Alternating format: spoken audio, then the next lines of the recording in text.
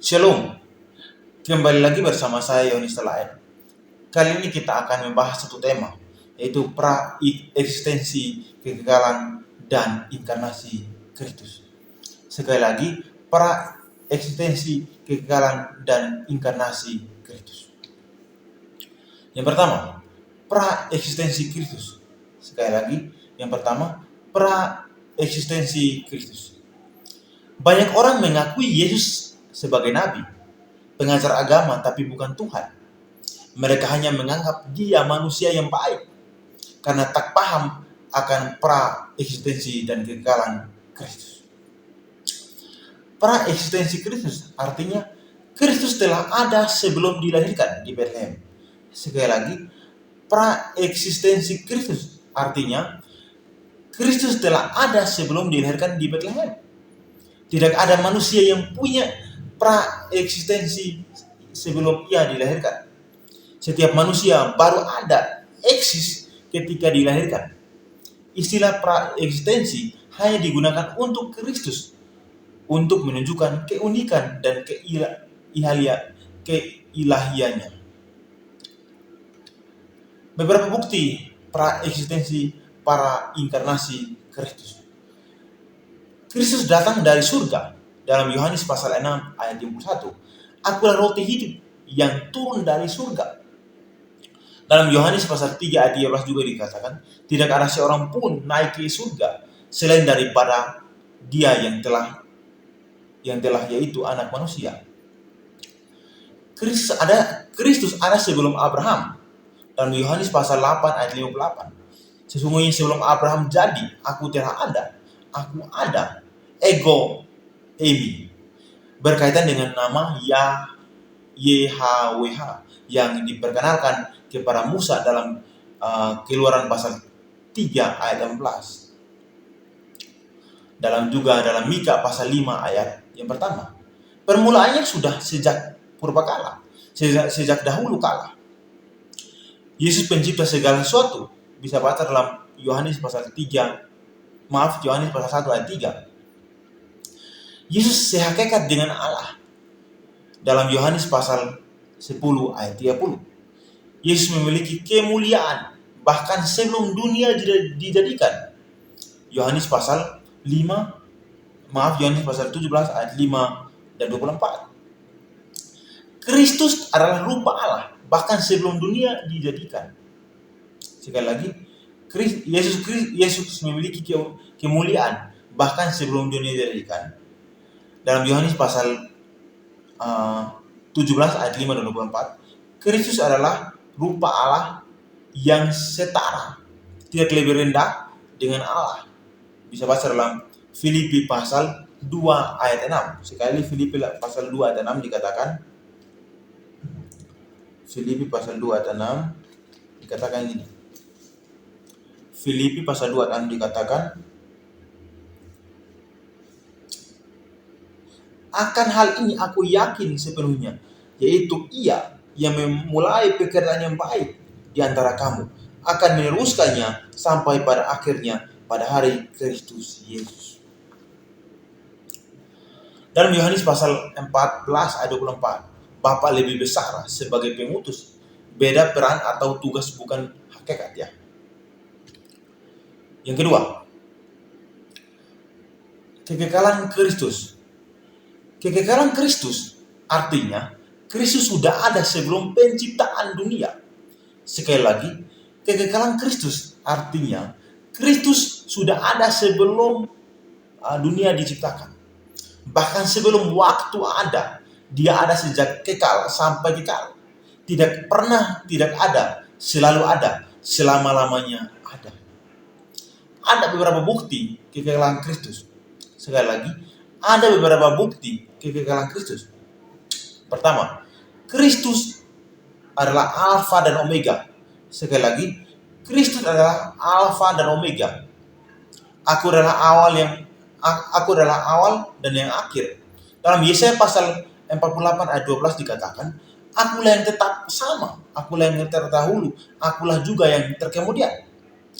Kristus itu kekal. Kekal bukan berarti pernah ada atau sudah ada, tetapi selalu ada. Kekekalan Kristus bukan hanya berarti atau sudah ada, tetapi selalu ada. Kekekalan Kristus bukan hanya berarti Kristus sudah ada sebelum ia lahir, pra-eksistensi, tetapi Kristus selalu ada selamanya. Yang kedua, Kristus itu cahaya kemuliaan Allah dan gambar wujud Allah itu sendiri. Sekali lagi, Kristus itu cahaya kemuliaan Allah dan gambar wujud Allah itu sendiri. Dalam Ibrani pasal 1 ayat 3 dikatakan,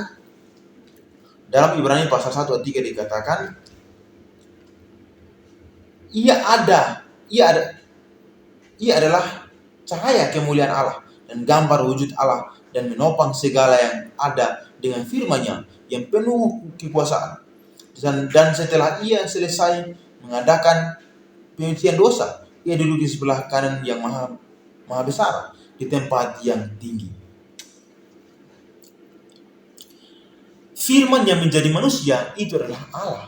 Sekali lagi, firman yang menjadi manusia itu adalah Allah. Yang biasa kita dikatakan bahwa Allah berinkarnasi menjadi manusia. Dalam Yohanes pasal 1 ayat 1 dan 14. Dalam Yohanes pasal 1 ayat 1 dan 14 dikatakan,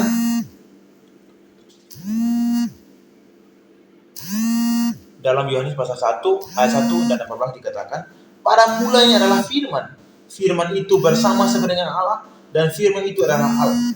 Ayat 14 dikatakan, firman itu telah menjadi manusia dan diam di antara kita, dan kita telah melihat kemuliaannya, yaitu kemuliaan yang diberikan kepadanya sebagai anak yang tunggal Bapa, penuh kasih karunia dan kebenaran. Yesus adalah Bapa yang kekal. Bisa baca dalam Yesaya pasal 9 ayat 5. Di sana dikatakan, tidak berarti pribadi Yesus sama dengan pribadi Bapa. Pribadinya berbeda walaupun satu hakikat. Tapi ini menunjukkan para kekekalan Kristus Yesus Tuhan kita sebagai juru selamat ya. Bukti kekekalan Kristus ini menentang ajaran Arius yang menerima pra-inkarnasi tetapi menolak kekekalannya. Saksi Yehova yang sekarang ini menganut kristologi yang mirip dengan ajaran Arius sering menggunakan Wahyu pasal 3 ayat 14. Sekali lagi, mereka sering menggunakan Wahyu pasal 3 ayat 14. Di sana dikatakan gini. Wahyu pasal 3 ayat 14.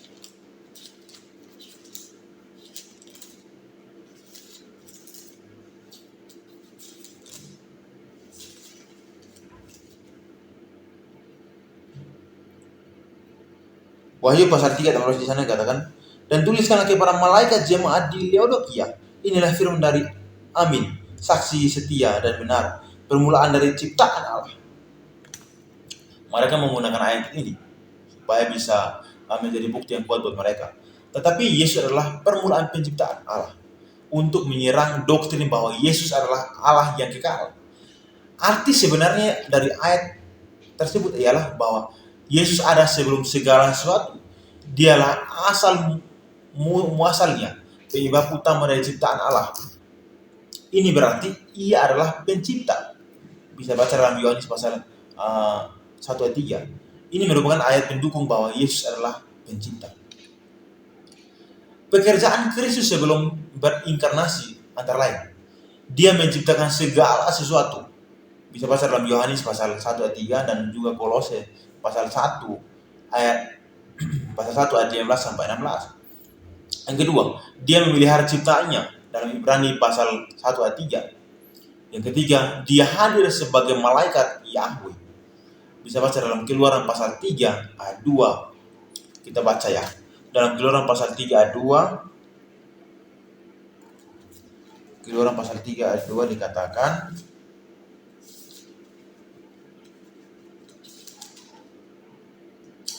lalu malaikat Tuhan menampakkan diri kepadanya di dalam nyala api yang keluar dari semak duri. Lalu ia melihat dan tampaklah semak duri itu menyala tetapi tidak dimakan api. Ayat 6 dikatakan, lagi ia berfirman, akulah Allah ayahmu, Allah Abraham, Allah Ishak dan Allah Yakub. Lalu Musa menutupi mukanya sebab ia takut memandang Allah. Dan juga ayat 14 dikatakan, firman Allah kepada Musa, aku adalah aku. Lagi firman-Nya, beginilah kau katakan kepada orang Israel itu, akulah aku telah mengutus aku kepadamu. Penampakan ini disebut teofani atau Kristeofani. Ini berbeda dengan malaikat biasa yang tidak menerima penyembahan manusia. Bahwa teofani adalah salah satu pribadi dari Trinitas. Nyata oleh fakta bahwa penampilan malaikat Yahweh ini berhenti setelah inkarnasi. Pentingnya para eksistensi dan kekekalan Kristus. Sekali lagi, pentingnya pra eksistensi dan kekekalan Kristus. Yang pertama, jika Yesus baru ada ketika dilahirkan, maka tidak ada Tritunggal yang kekal. Sekali lagi, jika Yesus baru ada ketika dilahirkan, maka tidak ada Tritunggal yang kekal. Yang kedua, jika Yesus tidak pernah ada sebelumnya, maka ia bukanlah Allah sebab terbukti ia tidak kekal. Yang ketiga, jika Yesus tidak pernah ada sebelumnya, maka ia berbohong sebab ia telah mengaku demikian. Kristus adalah Allah dari kekal. Waktu menjadi manusia, dia tidak pernah berhenti jadi Allah atau berproses belum jadi Allah.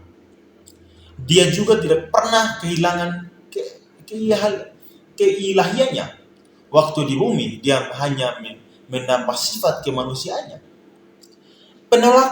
Penolakan pengakuan terhadap pra eksistensi akan terkait dengan penolakan akan kekekalannya dan keilahiannya. Tetapi orang yang percaya Yesus adalah Allah menerima pra eksistensi dan kekekalan Kristus. Yang ketiga, inkarnasi Kristus. Sekali lagi, inkarnasi Kristus.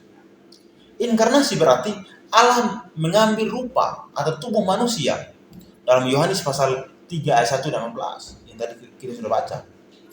Yohanes menyebut Kristus dengan istilah logos yang dikenal dengan dunia Helenistik. Namun konsepnya berakar dari konsep PL.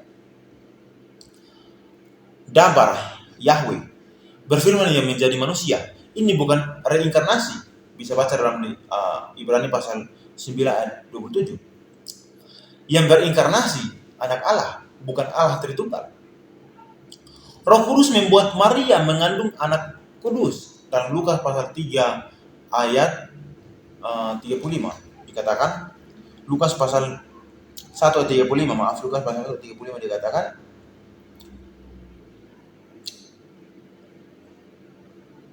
jawab malaikat itu kepadanya, Roh Kudus akan turun atasmu dan kuasa Allah yang Maha Tinggi akan menaungi engkau. Sebab itu anak yang akan kau lahirkan itu akan disebut kudus, anak Allah.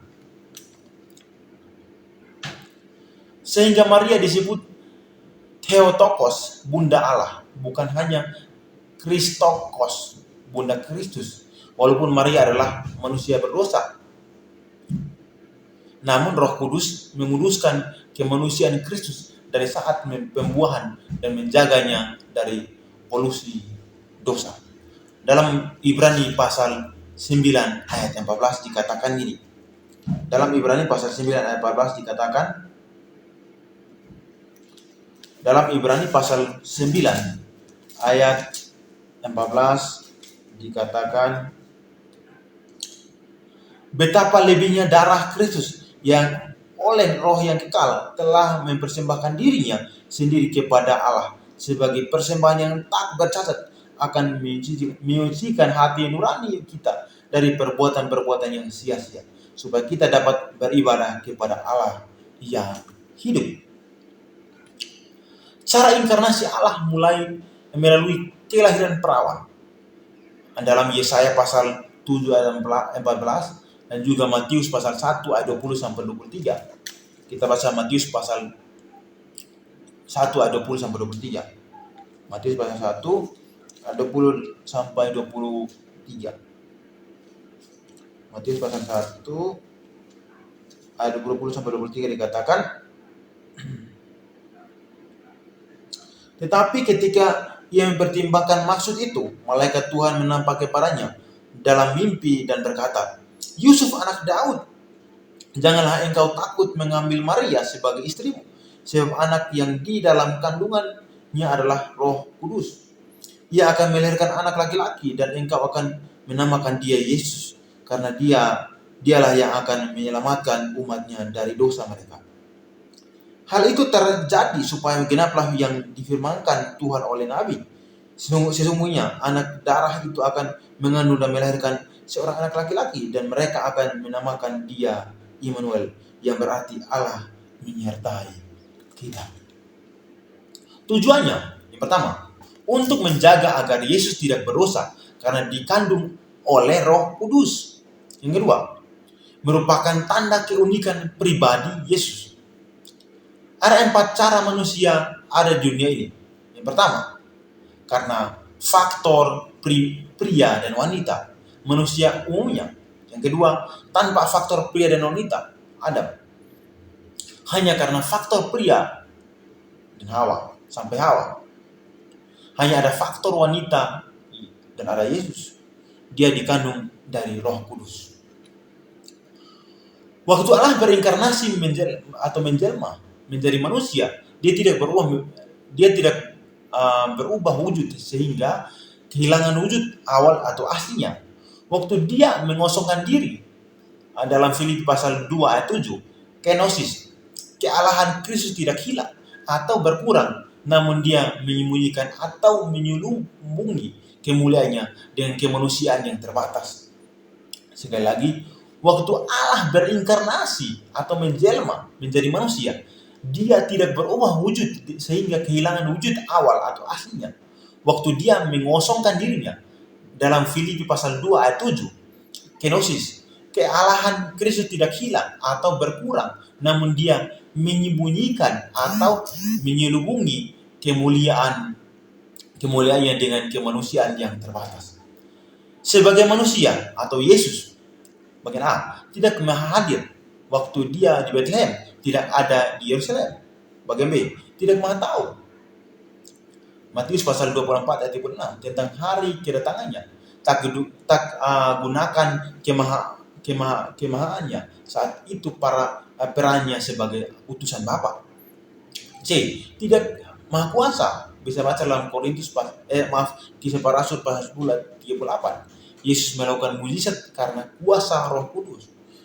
Yohanes pasal 14 ayat 12. Orang percaya yang penuh Roh Kudus melakukan pekerjaan yang Yesus, tetapi itu tak berarti Yesus hanya manusia yang didiami Allah dan bukan Allah.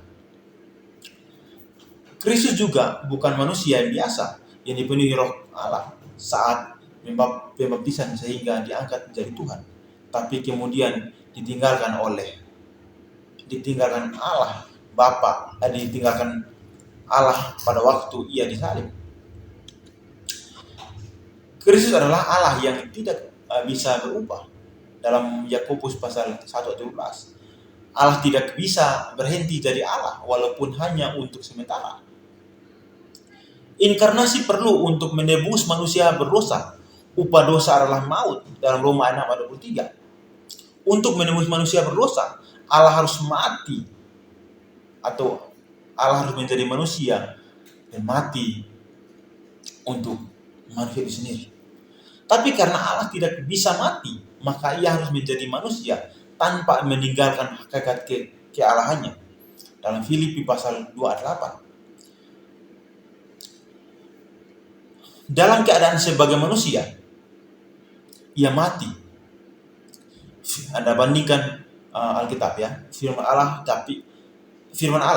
tapi bila Alkitab dibakar, firman Allah tidak lenyap. Yesus adalah Allah sejati 100% sekaligus manusia. Yesus adalah Allah sejati 100% sekaligus manusia 100%. Dengan demikian Kristus bisa menjadi pengantara antara manusia dan Allah. Terpujilah Yesus Kristus, Juru Selamat, Tuhan Allah kita. Shalom. Semoga materi ini bisa membuat kita mengerti tentang Yesus Kristus. Tuhan memberkati kita, semoga bermanfaat. Jangan lupa subscribe dan bagikan ke teman-teman, keluarga, sehingga mereka bantu subscribe, sehingga channel ini berkembang lagi. Shalom. Thank you for the happiest year of my life.